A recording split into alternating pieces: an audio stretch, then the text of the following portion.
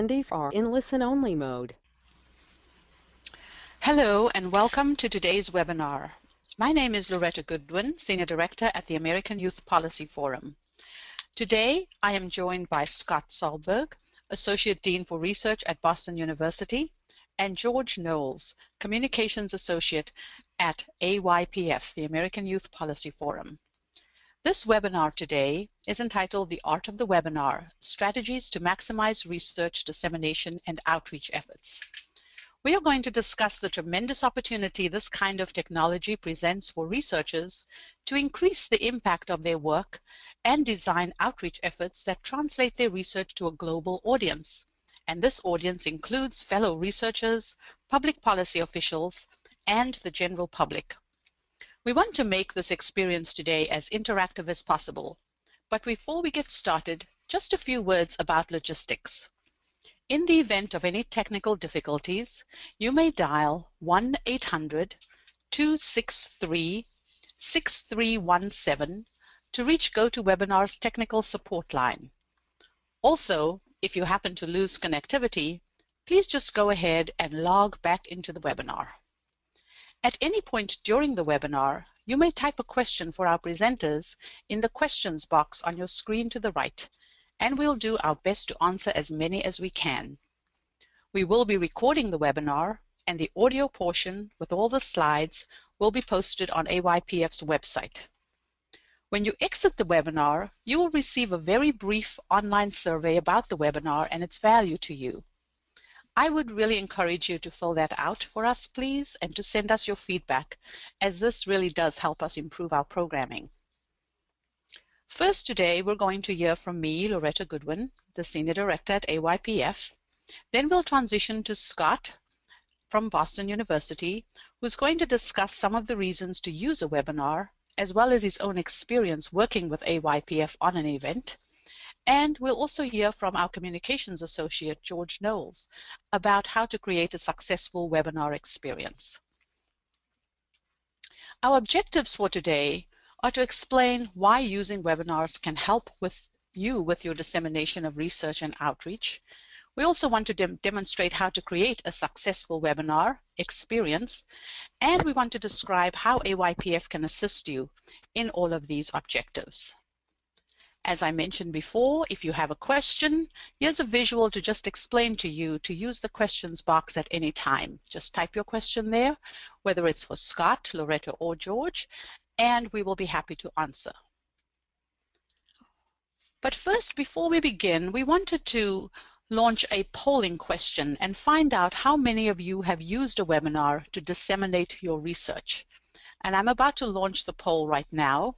And if you can just respond to the poll and indicate for us whether you've used it once, a few times, or never. I'll wait a few moments and then we will look at the results.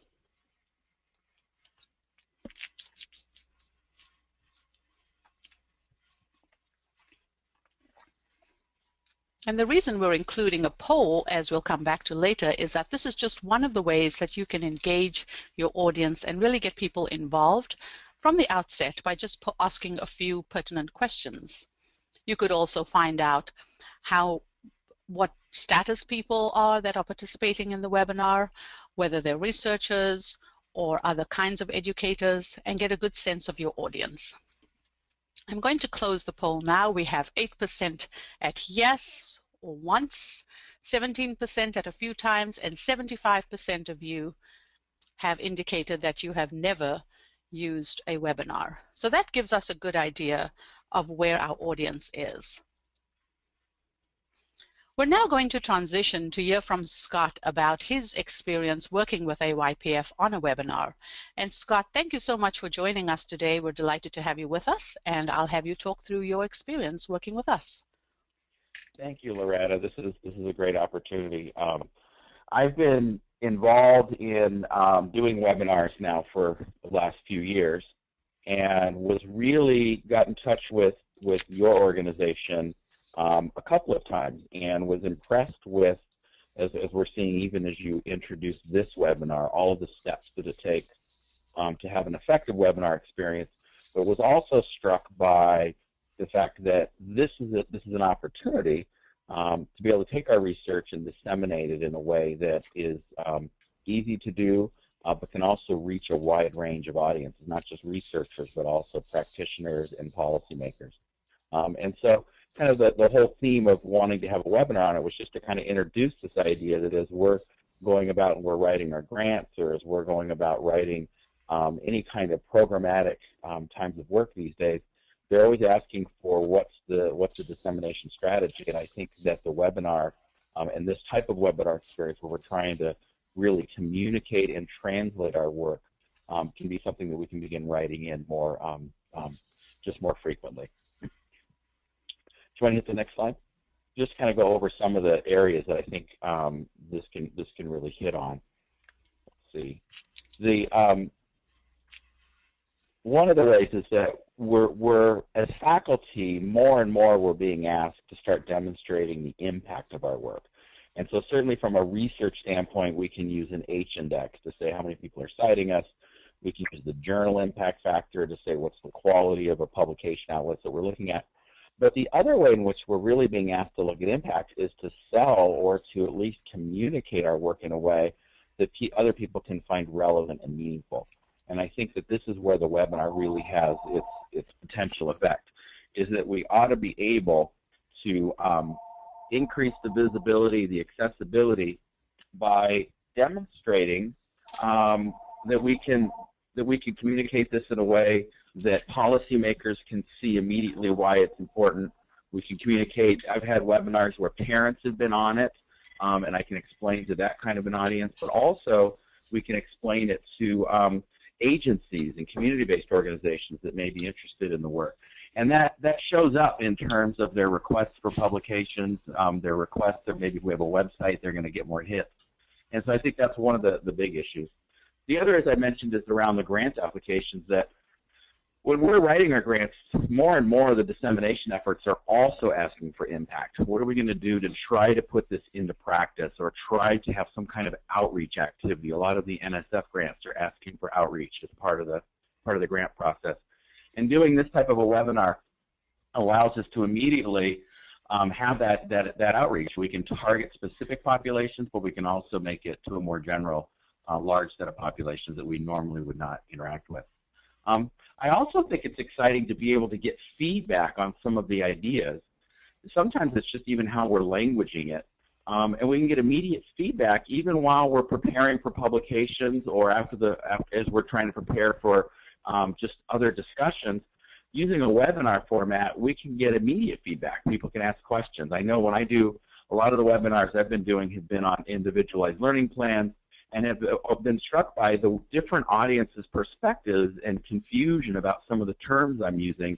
And by having a webinar, it's helped me to re-language this in a way that I can translate more efficiently for the different audiences, and it's helped me throughout any kind of presentation I'm doing. And then also, in terms of evaluation, the ability to find out how the work that we're doing is being received by the audience, how people are looking at it and understanding it, and Laura may have some other ideas on this as well. But there's just a wide range of ways in which the webinar, I think, can really build and expand our research in ways that just doesn't happen through the normal presentations at conferences. So Loretta, I'll pause there. Great, Scott. Thank you so much. And it's really helpful to hear about your concrete experience with us. And we will be going to questions for you in just a moment, but I just wanted to queue up what we will be looking at next. And those are what we call the 4 Ps. What goes into creating a successful webinar experience? And for us, these really focus on planning, making sure that we have as much planned as we possibly can, given the fact that we're dealing with technology, which sometimes can get a little volatile. We also really think it's important to practice and have an opportunity to run through a webinar before you actually do one in a live setting. And it's really critical not only to plan and practice, but then to promote the webinar so that you have an audience out there that is going to be able to hear what you're saying and be able to respond to it, and then also making sure that we spend a lot of time on working with all of our presenters on how best to present the material. Before we talk about this in greater depth, we do want to let you know that if you do work with us, you are fully supported in this endeavor, and we do want to just provide a sort of behind the scenes look at webinar production.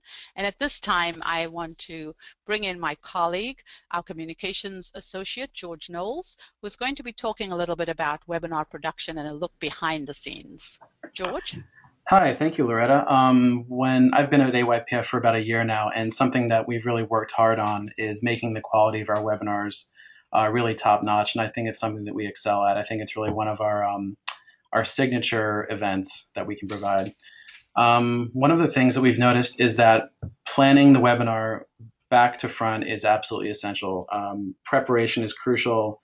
For example, having dedicated AYPF staff who know what their roles are front and back, what they'll be doing beforehand is always handy, whether it's running the webinar like I am right now, or just working out who's going to be advancing the slides and the order of the presenters, things of that nature.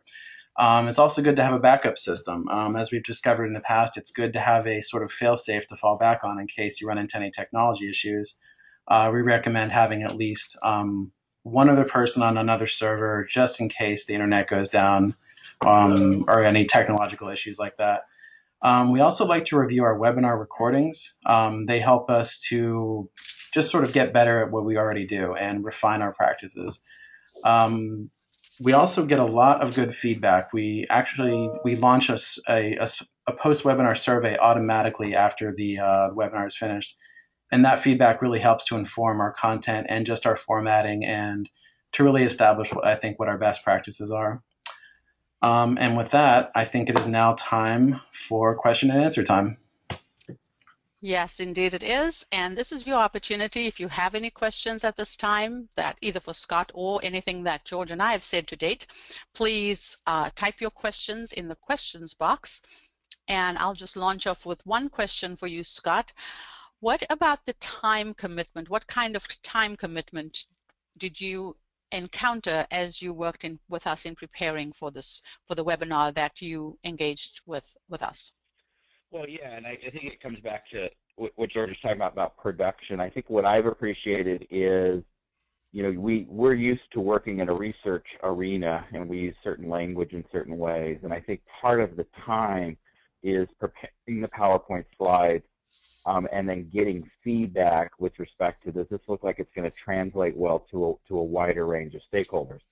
And so getting an independent perspective on some of the language that's being used, some of the and even the look and feel of slides will take a little time, but not very much. And then of course there's the 20 minutes or so practice before we get started, just as a kind of a trial run to make sure that everybody's systems are okay. It's amazing how many small little technology things can get in the way of running a webinar. So doing the full run through and making sure it's clear, that's an important part of the process as well. But overall, it's not as much, the time that it takes to prepare any kind of presentation is the first part.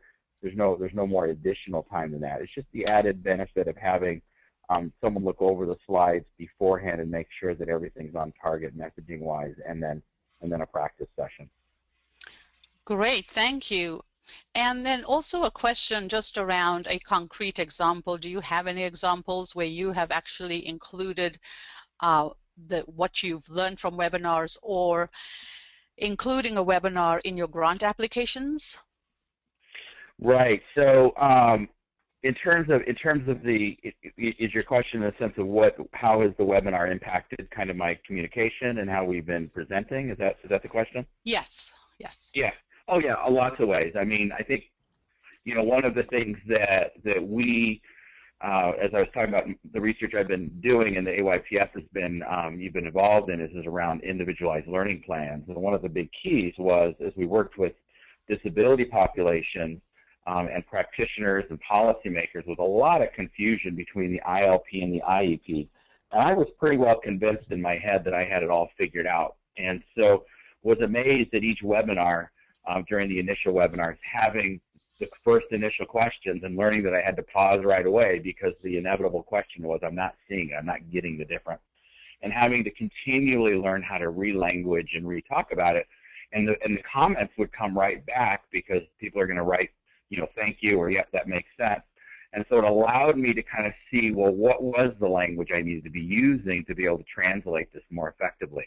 And then that gets used in all of my presentations that I give now, in person or otherwise. So, yeah, it's definitely the immediacy of that is important. And I think as you're doing right now, that we need to pause and really create a conversation within the webinar. This isn't just a lecture. It's not just a speech we're giving. We really are trying to engage with an audience of interested individuals. Great, thank you, Scott. We're going to move on now, and I'll talk a little bit about the planning that goes into the webinar. But at any time, if you do have questions, please type them in the questions box, and I'll be happy to respond to them. So planning is really critical, and we spend a lot of time on the front end working with researchers as we put together the webinar. And one of the first things we always ask them to consider is the webinar the right format for what you're trying to accomplish? Does the topic that you're trying to share about lend itself to discussion in a webinar format? And oftentimes this does also come down to whether you yourself are comfortable in this medium, recognizing that it's different from presenting face-to-face, where you can use your entire body and people can see your facial expressions. When you run a webinar, you are reliant on your voice and what you have to share. You have to pay attention to your tone, you have to be able to vary your cadence, and you have to be able to convey your material in a really engaging fashion remotely without necessarily being able to rely on a one-to-one or small group discussion. So these are some of the main questions you have to ask yourself at the outset. Is a webinar the right format for what I'm trying to convey? We also think that framing the research for a broad audience is critical. At AYPF, we work at the intersection of research, policy, and practice. So when we work with researchers, we're really thinking about getting their message across, not just to other researchers, but also to a broader audience that includes policymakers, practitioners, and the general public. Because these are being broadcast nationally, sometimes internationally, a lot of times there are people on the webinar who we don't necessarily anticipate would be interested in the topic, but as we frame it, we want to make sure that it is accessible to as broad an audience as possible. We also will make that broad audience list available to our researchers so that they know ahead of time who's going to be in that audience and can structure their presentation accordingly.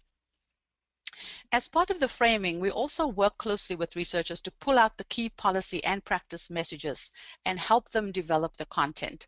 And so we will give detailed feedback on PowerPoints and really give information that will be helpful, that we have found helpful to be able to reach that broad spectrum of people.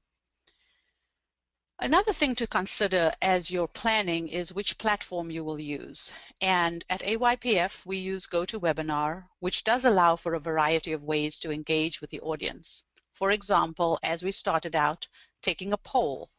You can also have the ability to interact with your audience via the questions box, the chat box. You can unmute them and have a conversation with them if you like. And GoToWebinar also has helpful video tutorials that presenters can watch to make the most of the platform. How many presenters are needed is also something to consider, because if you only have 60 minutes, and most webinars usually are 60 minutes, you want to think about how many people can realistically share their information during that time period and also leave enough time for engagement with the audience. So typically when we do a 60-minute webinar, we usually have 3 presenters. They speak for about 12 to 15 minutes each, and we make sure that there are plenty of opportunities for Q&A. The last point that I would like to make is that preparing materials is really critical. And as I said, we spend a fair amount of time working with our presenters to think about what goes onto their materials. And to talk some more about this, I'm going to switch over now to George, who's going to give us a little bit more detail on preparing materials. Hi, thanks, Loretta. Yeah, we like Loretta mentioned, we do work a lot with presenters to make sure that the information is not only informative, but also appealing and palatable to the audience.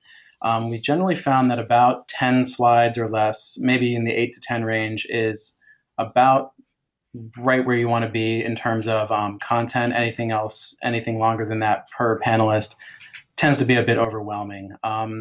We also want to put a lot of work into what kind of feedback we want to look at. So we put a lot of thought into the poll questions, the survey questions. Not only does it help the audience to sort of break up the webinar, but it also helps to guide our future webinars too, and in terms of the content that we deliver. In terms of graphics and visual materials, you want to make it the information palatable. You want to make it you want to find the perfect balance between informative and appealing, and almost think of it as a data visualization. What can the audience look at and instantly get? We really want to avoid what we call the dreaded wall of text, which Loretta will show us in a moment. And there we go. Believe it or not, we've seen webinars that pretty much look just like this, and it's just not the right format. Thanks, Loretta. Great, George. Thank you. Can I just one more thing? Yes, I was just going to come to you, Scott, to find out if you wanted to add anything in.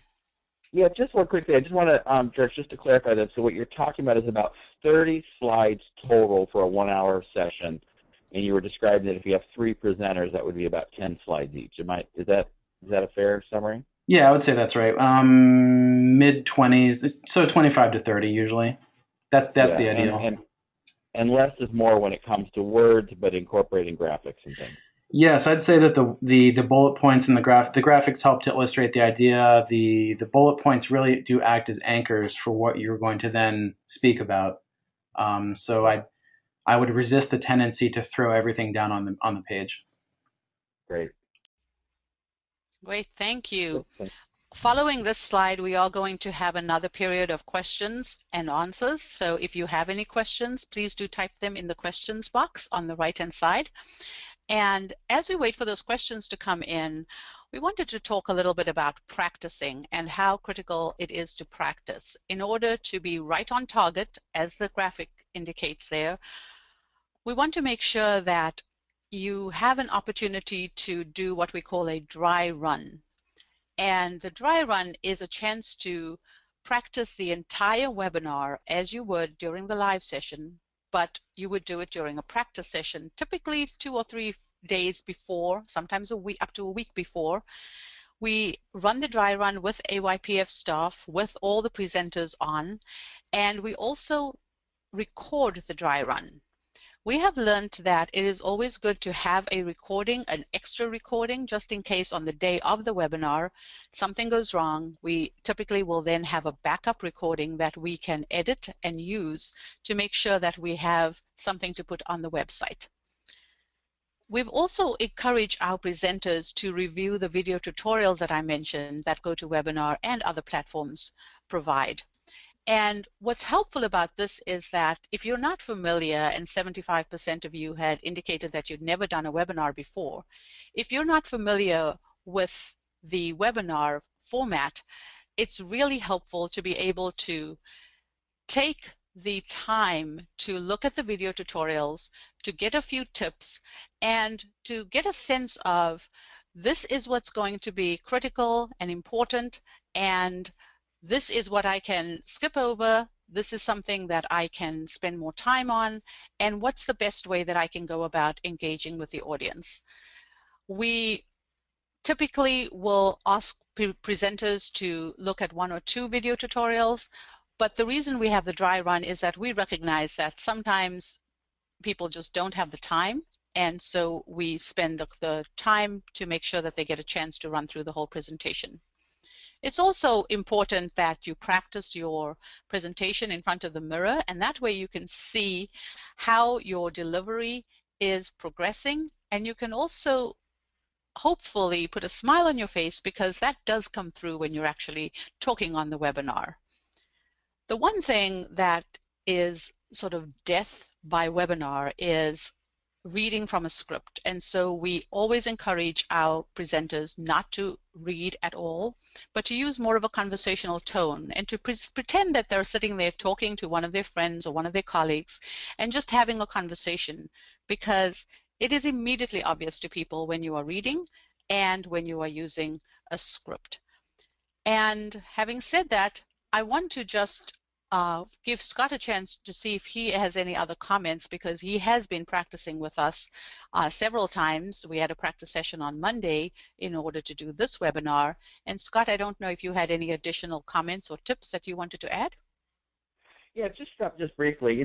It's interesting that this is a different medium than we often use, and I think you're absolutely right that the conversational tone is really important.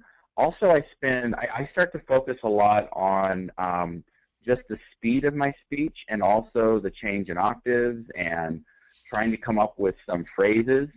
So the idea of practicing and having a few key things that kind of summarize the key points as we're going is really helpful. Whereas when I'm in a more of a larger presentation, I can respond to what's going on with the people I'm interacting with. In the webinar, you just don't have that. So you have to kind of imagine it's there and create, as you've described, this kind of familiar conversational style that's going to be a little bit more engaging than the monotone, and certainly not the reading of a script or just reading the PowerPoint that's up there. Great. And there is a question, Scott, around slides, and if you have any advice that you can present to folks here on the webinar today about how you think about presenting your slides, especially in terms of what we've said about the balance between text and graphics, and how you've managed to avoid the dreaded wall of text. It's really hard. I mean, because we're so used to using words as our way of persuading people and helping people understand.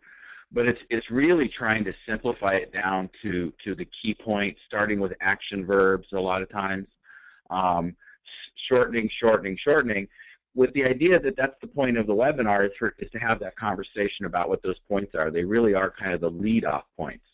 To help me out sometimes, what I'll do is you'll see on the PowerPoint slide at the bottom, you can put your notes. And so I can put as much text as I want in there, and what's nice about it is when somebody goes to look at the PowerPoint, which is often, a separate part of the presentation that gets sent out, they can see more of the language that I would be using to explain it there. So if I'm really concerned that they're not going to understand my point, put it down under the notes section under that slide, and have that at a detail. Sometimes I'll add in the references that I want them to look at, or I'll just simply, especially for some of the concepts, I'll define them more specifically. But the bullet point is really just to do the flow and kind of remind us of the point we're on and where we're going. But it's the kickoff for the actual dialogue itself. Great, thank you. We did have a question that came in related to promoting the webinar to as wide an audience as possible, and I think that's a really good segue to our next section, because that is about promoting the webinar. And I am going to ask George if he can talk to us a little bit about all the efforts that we do around promotion. George? Sure. Thank you, Loretta. Yeah, you read my mind. I saw the question from Lisa come in just as we were about to move to this segment, so that's good timing. I would say that another thing that AYPF does really well is promoting our webinars. And we do that by integrating our webinars into our pre-existing communications channels. So that's what I would recommend for, whatever organization you're with, whatever communications capacity they have. I would recommend that you really tie your webinars in closely with whatever existing communications channels already exist, like social media, your e-bulletins, your newsletters. Take advantage of those networks that already exist, because chances are that they're the same audience. We have a really well-developed email list that we take advantage of. We have them broken into segments depending on, their interest, their research interest, or their locale. And we also have a very good network of researchers, just because of the street cred that we've built up over the years. And yeah, we make a lot of use of networks, informal or formal. And Scott, I do want to turn to you to talk a little bit more about and give people sort of a concrete idea of how you have helped us promote this webinar, for example, Yeah. and the channels that you use to get the word out about this, just so that people have some idea of how we also ask the researchers or the presenters that we're working with how they can help us get the word out.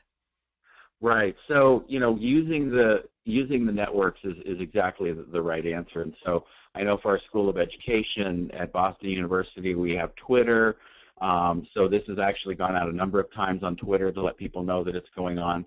There's a number of listservs that I naturally belong to that in this case, this was designed to help researchers. So I sent it out to associate deans of research throughout the country that are in schools of education to try to get them to kind of blast it out, and most of them did to their different faculty.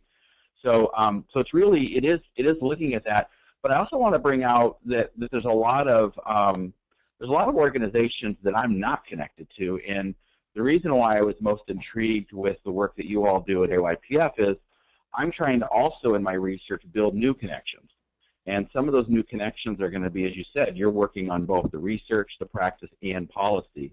And as researchers, we're really focused hard on the research, and we don't necessarily have the time nor the ability to build those connections with policymakers. And what's been kind of exciting is to have state leaders from around the country coming onto webinars who I would never have even known how to get a hold of them.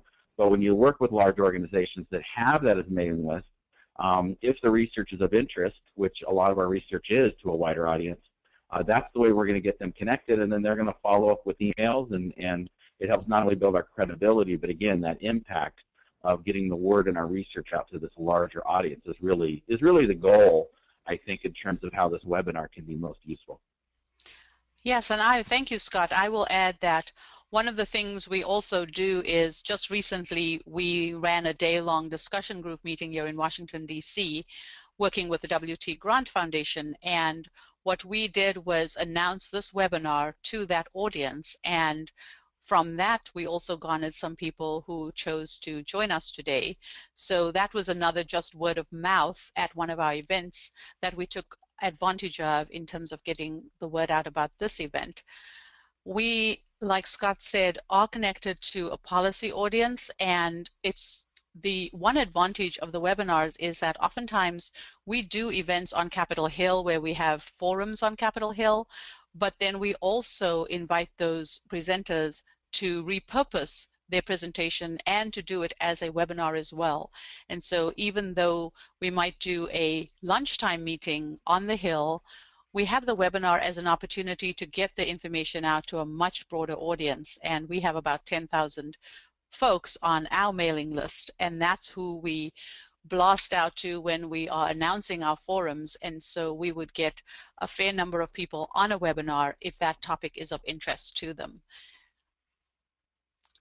What I'd like to do now is talk a little bit about presenting, and as we work with our presenters, we like to encourage them to really think about how they're going to keep the audience engaged, and as much as possible, how can they think about facilitating a discussion. One of the ways to do that is, like we saw earlier, to put out a poll to solicit information from people. We also sometimes use questions, thought-provoking questions that don't necessarily require a response to come in as a response to the presenters that day, but just to have something that the audience members can walk away with and keep thinking about. And oftentimes that leads to discussion afterwards where people will email the presenters and continue the discussion in another format. It's also really important when you're presenting to bring the energy. As I mentioned earlier, you are very reliant on using your voice and making sure that you're able to keep people engaged just through the tone and the cadence of your voice. So you really have to make sure that you're varying the pace, that you're making sure that you're using the energy in your voice to keep people focused and not just wandering off and thinking that, well, this is something that's just being read out to me and I don't really want to be here. So you have to think about your audience constantly as you're presenting. And you have to let the slides act as a guide. We work very closely with our presenters to make sure that they realize that Verbatim is verboten, as it says on this bullet point. Reading aloud is just not going to cut it. And the slides, as George mentioned, those bullet points have to be anchors that just provide you with guidance. Oftentimes, our presenters will have the notes with them as well for each slide. And even those, we really encourage you to put bullet points on those and not to write out full paragraphs, because the tendency then is to want to read from those paragraphs. Finally, you have to remember to keep this conversational tone so that as you're presenting, you're really making sure that your energy is coming through and that you're talking as if to a colleague, so that you do not come across as having a very stilted conversation, but rather much more of a conversational tone that people will want to keep listening to. The thing that I didn't really emphasize, but that we're clearly modeling here today, is that you do also want to have this variety of voices, and the extent to which you can keep interchanging those voices, like me bringing George into the conversation and making sure Scott's involved in call and response. We want to make sure that that conversational tone translates into a very engaging webinar. Having said that, and before I just tell you a little bit more about who AYPF is, I want to just turn it over to Scott and see, Scott, if you have any more tips or ideas around presenting. Yeah, I think we're hitting it all in terms of what you've described. I think the conversational tone that you keep hitting on is really, I think, the thing that's unique about the webinar is that it really is a different style of trying to help people connect with the messaging we're trying to give. Having too many words for the message, and as you said, exactly, it gets to be read as opposed to kind of a delivery about the ideas. And I also think that there's other things one can do. I mean, in this particular webinar, people are asking questions right through the text, and that's a possible way to go. There are other webinar systems that allow people to come on, ask a question, and then you'd have to have a little team to help out, but they can actually have the person come on and verbally ask the question, or even go on video and have a video conversation where they can actually interact with the presenters. So the different systems, GoToMeeting's one, but there are other kinds of webinar systems that do add all kinds of additional interactive devices. This one we didn't talk about, but there's ways of raising hands. There's ways of clapping if they get that, like the idea. So the more as one gets competent at it, certainly I'm not using all of them, but as you get a team, or as you're working with a team that can help facilitate, there are other ways to create that interactive quality, which I just think it's just a unique medium to try to do that. Great, thank you, Scott. I do want to just tell our audience a little bit more about who AYPF is. And we are an educational nonprofit based here in Washington, D.C. And as I mentioned earlier, we bridge the worlds of policy, research, and practice. And we provide professional learning opportunities for policymakers at the national level and the state level, focusing on a wide range of issues that are related to education, youth development, and workforce development. A lot of our work is involved with convening and informing policymakers through, as I mentioned before, organizing lunchtime Capitol Hill forums or day-long discussion group meetings, which are more in-depth meetings, these webinars, and we also do study tours, which are essentially field trips for policymakers, whether at the state level or the national level. And through these convenings, what we really do is aim to share information with those who are making policy so that we can help young people, especially those in underserved communities, to be successful as they enter the world of college careers and beyond. Why work with AYPF? For us, it's really about having the experience of being around for over 20 years. We're experienced in doing this work and have done so successfully for 2 decades. We have the reach to be able to, through a variety of events, as Scott mentioned, reach not only policymakers, but also other education leaders. And we engage with policymakers, researchers, the media. And so we really do have a broad reach, not just nationally, but also internationally, where we oftentimes have education representatives from other countries coming to meet with us to seek to learn from us and our work. One of the things that we have spent a great deal of time over the 2 decades on is that we've built and sustained relationships with a wide variety of organizations and individuals who are involved in educational policymaking. And these include foundations, they include organizations, educational organizations, and researchers, research organizations. So a wide range of these relationships that we can draw on to be able to advertise our work and to be able to make sure that when we do organize a webinar with researchers, we're able to get the word out to relevant audiences.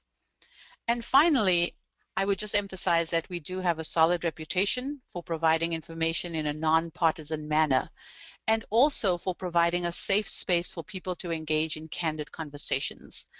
We spend a lot of time on the front end preparing for events and prepping our speakers, and all of this is done so that when we do execute these events, we can do it as flawlessly as possible. This is not to say that sometimes things do not go wrong, but as much as we are able to, we try and make sure that we have in place systems that we can make sure that we can have as successful an event as possible. Scott, I want to turn to you to see if you would like to add any other comments. Yeah. So what's been amazing, as I work as an associate dean for research, and we talk about impact and how to do it, is it does feel overwhelming, I think, as researchers to figure out how we're going to get the word out. And so the whole point of, part of the point of this webinar was just to look at the webinar as a technology, but also to introduce that there are organizations like AYPF where this is what they do. They convene conversations with key stakeholders around research and around the translation of research in ways that can both impact practice as well as policy. In my particular area of working with youth populations, AYPF is a perfect avenue, but there are other avenues for adult populations and others that are other nonprofits that may be out there doing it. So it's a matter of thinking as researchers that we don't have to do it alone. We've got resources and professionals that know how to do this.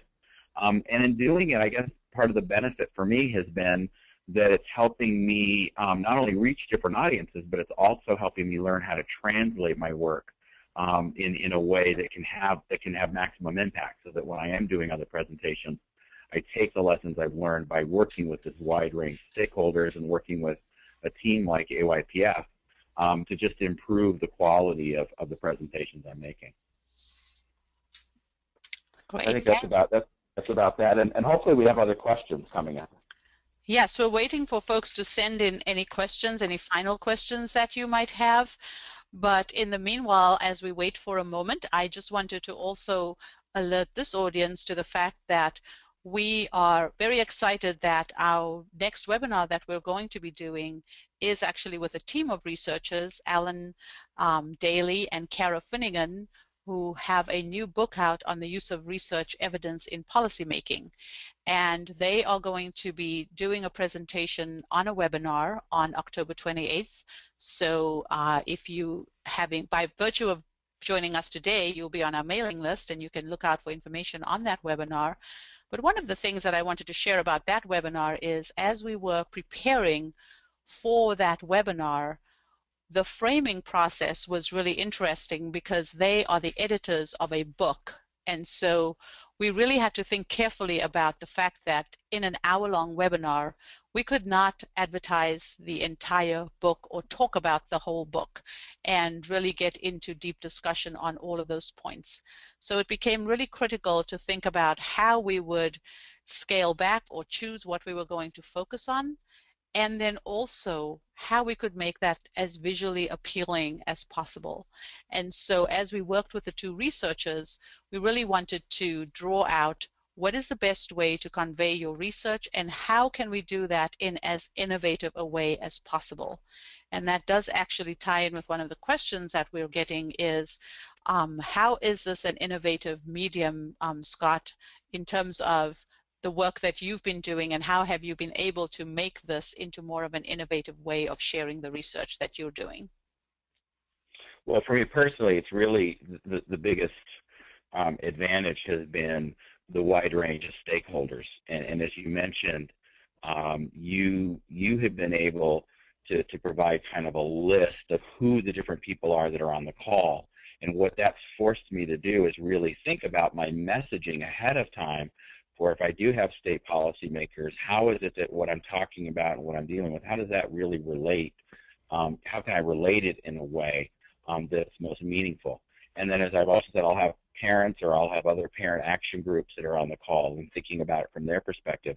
It changes the messaging. It also changes to make sure that how much time I'm spending on some of the areas are done in a way that will hopefully maximize the interest of the audience. And then the impact it has is it's gotten me in touch with a lot of audiences that do follow up on email or do follow up with more questions or wanting more resources that I otherwise wouldn't have been involved in. And that certainly leads to new opportunities. It's led to technical assistance support where they may write us with the group I'm working with and asking for some help on some things. And then I've got a wider audience I can send that out to. So really, it has a great impact in those areas. It also, if I'm looking for new places to conduct the research, I think it also opens up possibilities so they're aware of who I am as a researcher and what my goals are, and that I am having, my main goal is to have this impact and make the work I'm doing meaningful.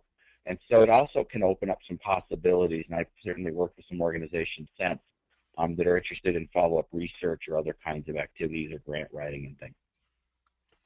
Great, thank you. There is a question about charging for webinars, and I will respond to that and say that when we conduct these webinars, we as an organization are funded by a number of different foundations, and so the webinars that we conduct typically are covered under the foundation funding that we have. So when we put together a body of work, we indicate that we will do X number of webinars and then work with our audience with our presenters to figure out what those are going to be. Mm-hmm. When we conduct the actual webinar for audiences like today, we do not ever charge for our webinars, so they are free of charge. But in terms of what's paying for us to put the webinar on is that it is foundation funding. So if researchers are looking to work with us, and that's why Scott was talking about, adding this into grant applications, so that as you think about dissemination, you can think about adding in the costs of what a webinar would be into your grant application so that you have sufficient funds to be able to work with organizations to do the webinars. I don't know if you had anything to add to that, Scott, before I just go to another question that came in. Yeah. The answer when we get down to the details is, we're trying to, it's finding who those, if it is an organization we want to work with, to find the organization and call them and find out what their cost might be. And it's usually a general cost, and it's always negotiable, and it's always something that is not, it's not going to break the bank. But it's certainly something that if you want to have it up front and be able to do it, that you want to try to get that member organization on board early. I know it's a year away when we do a grant proposal, but you're also building a relationship, and so there'll be other opportunities to work with the organizations as you start to build those relationships. Absolutely, and I will say that, oftentimes folks will approach us and say, this is something you might be really interested in. So I think it is also, like Scott was saying, it's critical to think carefully about which organization is best going to be able to represent the work that you're doing. So who does it make sense to partner with, and to spend some time up front thinking about that. There is a question around, do we recommend offering the same webinar at multiple times of the week? And also thoughts about posting recordings of the webinar for those who might be interested but unable to attend, and whether there are any drawbacks to that. In terms of posting the recordings of the webinar, I'll let George speak to that in just a minute. But in terms of recommending offering the same webinar at multiple times of the week, we have not ever done that. And that's part of the reason why we record the webinar. We offer it typically at a time that works for our schedules and our presenters' schedules, and we usually will just do that one time as a live event. And then George, I wonder if you can just talk about the process of recording the webinar and then posting. Sure. Yeah, I agree with you. I think it would be difficult to manage hosting the same webinar multiple times a week, and that's why we record and then post the video online. That's honestly an advantage. I think then not only do you have the live event, but now you have some content that you can push out via your news bulletin, your social media channels. It's just sort of a natural move to take that and package it as something that you can, as more content that you can push out there for people who weren't able to attend. I would say that the only drawback would be that you don't get that interaction. You don't get that back and forth. You don't get the chance to ask the presenter a question and have it answered in real time. You don't get to do any of the polls. So I think the only disadvantage would be that you don't have that interactive feature. Great. And Yeah. then go ahead, Can I Scott. add a little bit to that? Sure. Yeah, so I think that when we're figuring out the times, though, we are trying to find a time zone. You know, we're doing a lot of it on the East Coast because we're here in Boston, but we're thinking about the West Coast. So we're not necessarily offering it, 10 in the morning or 8 in the morning. Oftentimes, we're going to try to do it in the midday so that we can hopefully reach a larger audience. But I also want to give just, the shout out to the recorded webinars. And I know they're not interactive, but I am amazed at when people are researching the work that I'm doing, they're going and they're watching the webinar and they're writing me saying, yep, I saw the webinar, I saw this, I've got a basic idea now of what you're doing, and then the next steps of what they want to ask about or other information they're looking for. So it does happen. And a lot of times, if it's something that's really interesting, they're going to post it on their websites, the link, so that their constituents, if it's a state resource, they're going to send it out to their states, to their members, so that they can also use it. So having the recorded webinar is a tremendous opportunity to really continue having an impact after the date of the actual session. Yes, and I will just add to that oftentimes when we are looking for presenters, not necessarily for webinars, but even for our live events, we're often looking to see if they have recorded a webinar somewhere just to give us a sense of how they are as a presenter. And so it can also be another way of getting your impact, having your impact reach even further, where you might be invited to do other in-person events based on what people have found out from you and about your research from a webinar recording. So I would just add that as well. I will also add that one of the things we didn't really spend a lot of time on, but that we've also found that presenters have found helpful, is that we do send out a survey and ask for feedback at the end of the webinar. And so people do have a chance to give feedback that we pass along back to our presenters. And so you do get a chance to hear how people have heard not just your presentation in terms of content, but also your presentation style. And that's another opportunity to then build on your own skills and your own skill set in getting much more comfortable in this medium. We don't have any other questions that have come in. If people do have any last-minute questions, please feel free to go ahead and type that in the box. But Scott, I wanted to turn to you and just see if you had any final thoughts. And I'm really just wanting to say thank you to you for working with us on putting this webinar together today and taking the time to do the prep beforehand and really bring this idea to us so that we could get the word out to a broader audience of researchers. Well, it was my pleasure. This is just another avenue that as researchers we don't often market our work, and we don't think of ourselves as needing to market our ideas. It's becoming more and more, as the national landscape around education is heating up, that we have to find ways to tell our story in a way that policymakers and practitioners find our work relevant. And waiting until a publication comes out and hoping that somebody picks up that publication is a very soft way and does not seem to be paying the dividends for getting the important work out into the audience that we need it out to, and helping them really understand it in a way that they can use in practice and policy. So this idea of using webinars in this way, I think, is a really powerful opportunity that we as researchers need to embrace. And I brought the idea to you all. You all were very excited about it. It's been great to work with you on putting this together, and having this as a recording, which was one of our goals, is I think going to pay dividends as well, because I'm hoping that as people start to really get into this and really understand that the webinar can be a useful tool, I think as researchers we really need to see what the model looks like and how to make it effective. So I'm hoping that others will be watching this from time to come. Thank you, Scott.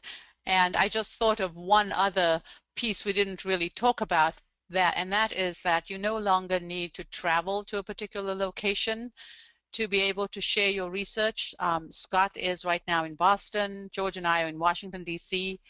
On October 28th, when we do our webinar with Alan Daly and Kara Finnegan, we are going to be based, AYPF staff and Kara are going to be based in the US. Alan's actually going to be joining us from Barcelona 6 hours later. So we are able to be in different places, but still convene virtually to be able to continue sharing the good work that you're doing. So I want to thank you today for taking the time to join us for this webinar, and we hope that you consider working with us in the future as you work to tell your story. We will be posting the recording of the webinar and all the slides on the AYPF website shortly. And we just got a thank you from one of our participants, Lisa, saying she enjoyed the webinar and appreciated the group sharing. And so we're really glad that you found this helpful. We will be sending you a survey shortly, and please let us know your thoughts and give your comments to us. And we look forward to working together with you, hopefully, in the future.